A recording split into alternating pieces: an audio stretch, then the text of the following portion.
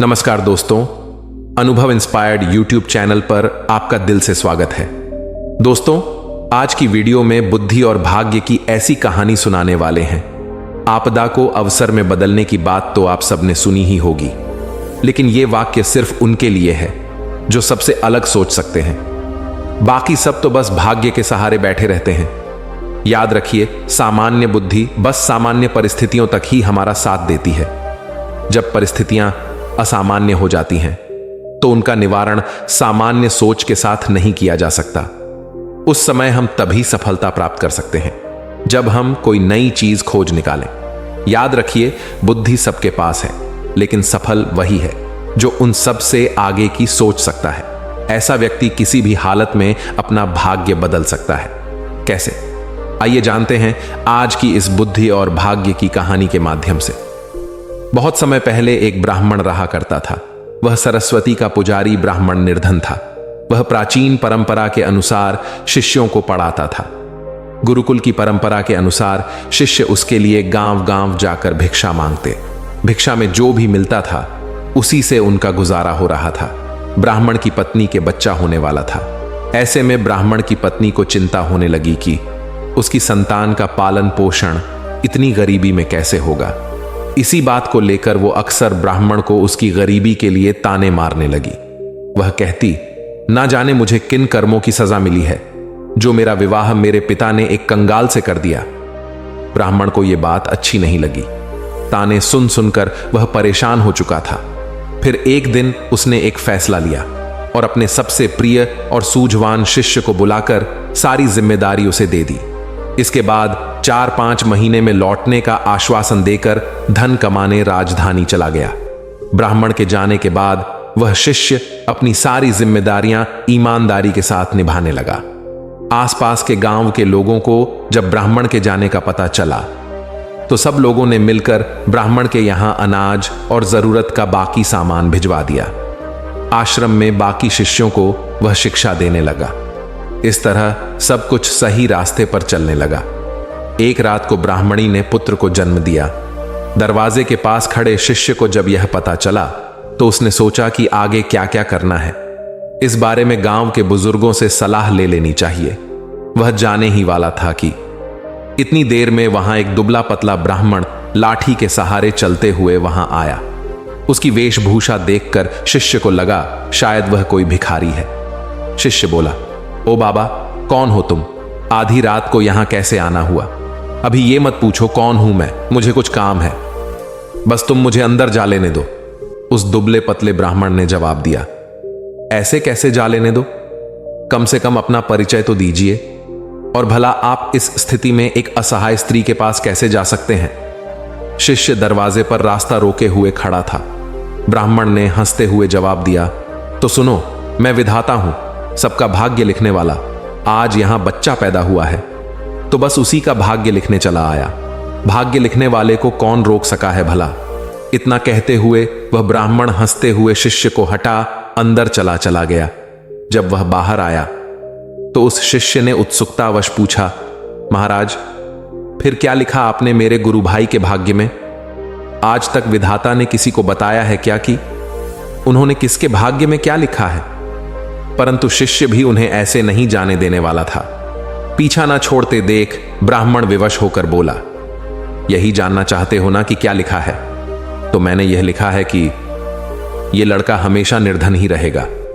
इसके पास घर में एक गाय और एक बोरा अनाज के अलावा कुछ भी नहीं रहेगा। कितना भी परिश्रम कर ले यह धन नहीं कमा पाएगा। इतना कहते ही वह ब्राह्मण वहां से चलता बना। शिष्य को उसके इस व्यवहार पर बहुत गुस्सा आया, परंतु वह ब्राह्मण अब जा चुका था, इसलिए कुछ किया नहीं जा सकता था। कुछ महीने बाद गुरुकुल का ब्राह्मण लौट आया। आकर जब उसने देखा कि सब कुछ व्यवस्थित ढंग से चल रहा है तो उसे बड़ी प्रसन्नता हुई। अपने साथ वह काफी धन कमा कर लाया था। अब उसे किसी बात की कोई चिंता न थी, इसलिए उसका जीवन अब हंसी खुशी गुजरने लगा। लेकिन यह खुशी ज्यादा दिन तक न टिक सकी। सब धन खत्म हो गया और कमाई का और कोई साधन न होने से एक बार फिर गरीबी आ गई। अब ब्राह्मण का परिवार 2 साल पहले वाली हालत में आ गया था। इस बार फिर ब्राह्मणी को बच्चा होने वाला था। ऐसे में जब ब्राह्मण ने शिष्य से अपनी स्थिति के बारे में विचार विमर्श किया तो शिष्य ने उसे फिर से राजधानी जाने की सलाह दी। ब्राह्मण पहले की तरह अपनी सारी जिम्मेदारी अपने उसी बुद्धिमान शिष्य के कंधों पर छोड़ राजधानी चला गया। सब कुछ वैसे ही चलने लगा जैसे पहले चलता था। फिर से गांव के लोग अनाज व जरूरी सामान दे गए। समय आने पर ब्राह्मणी की कोख से एक कन्या ने जन्म लिया। जब शिष्य को इस बात की खबर हुई तो वह अपनी गुरु बहन को देखने ले गया, लेकिन उसके पहुंचने से पहले ही वहां वही दुबला पतला ब्राह्मण पहुंच गया था जो खुद को विधाता बताता था।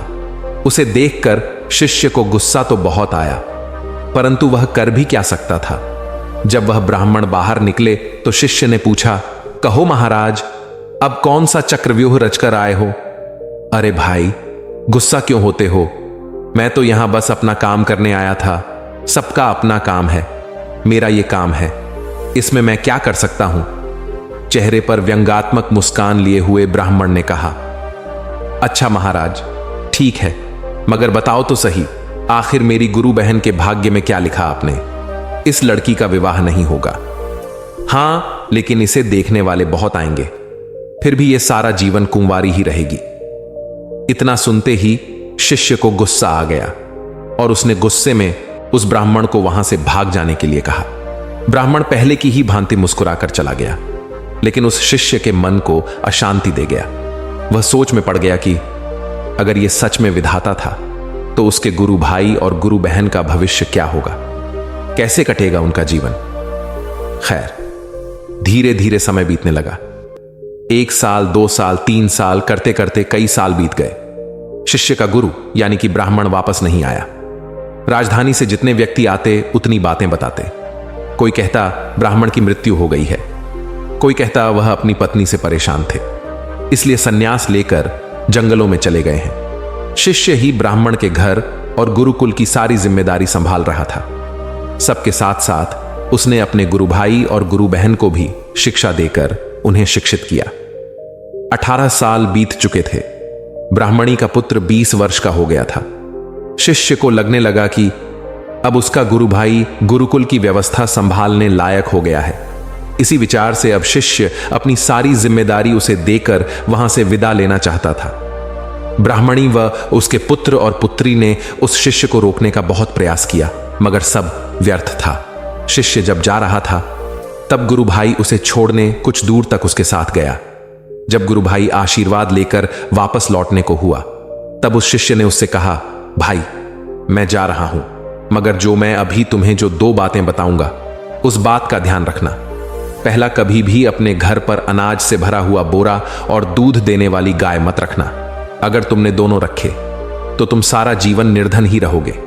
दूसरा, जब भी कोई व्यक्ति तुम्हारी बहन के विवाह के संबंध में बात करने आए तो उन्हें 100 सोने की मोहरें लेकर आने को बोलना, और जब वो 100 मोहरें तुम्हें दे दें तभी अपनी बहन उन्हें दिखाना। लड़के ने वैसा ही करने का वादा उस शिष्य से किया और वापस आश्रम लौट आया। अगले ही दिन गांव के एक पुरोहित के यहां से एक दुधारू गाय और एक बोरा अनाज उस लड़के के घर भिजवा दिया। लड़के ने उसी समय गाय और अनाज का बोरा बेच दिया। उसके अगले दिन फिर किसी ने एक बोरा अनाज और एक दुधारू गाय भेजी। लड़के ने फिर वैसा ही किया। अब आए दिन ही गायें और अनाज के बोरे आने लगे। लड़का उन्हें अपने वादे अनुसार बेचता गया। इससे उसका भाग्य बदल गया और जल्दी ही वह अमीर हो गया। थोड़े ही दिनों में उसकी बहन के विवाह की उम्र भी हो गई थी। विवाह के लिए कई लोग लड़के को संपर्क करने लगे। उस लड़के को अपना वादा याद था। उसकी बहन को जो भी देखने आता वह उससे 100 स्वर्ण मुद्राएं ले लेता। इस तरह वह और भी धनी हो गया। उनका जीवन सुखमय हो गया। इसी तरह कई साल बीत गए। एक दिन उस शिष्य का मन हुआ कि क्यों ना अपने गुरु के परिवार को देख लिया जाए कि उनका भाग्य कैसा चल रहा है। इसी विचार के साथ वह वहां चल दिया। अभी वह गांव के बाहर ही पहुंचा था कि उसे वही दुबला पतला ब्राह्मण एक गाय, एक बोरा अनाज और पोटली में मुद्राएं ले जाते हुए दिखा।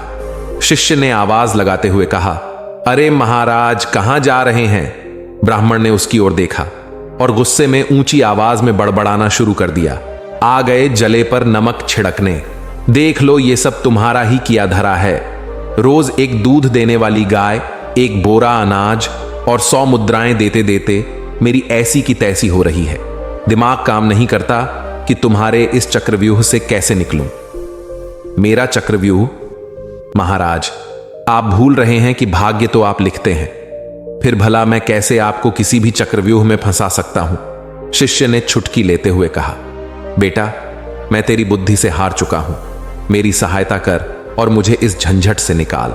झंझट से निकलना है तो ये उन दोनों की भाग्य की रेखाएं मिटा दीजिए। आप तो जानते ही हैं, ये कलयुग है। आज का इंसान स्वयं अपनी बुद्धि से अपना भाग्य बनाता है। उदाहरण आप देख ही रहे हैं। ऐसे कैसे मिटा दूं मैं भाग्य की रेखाएं? तो फिर उठाइए झंझट, मैं कुछ नहीं कर सकता।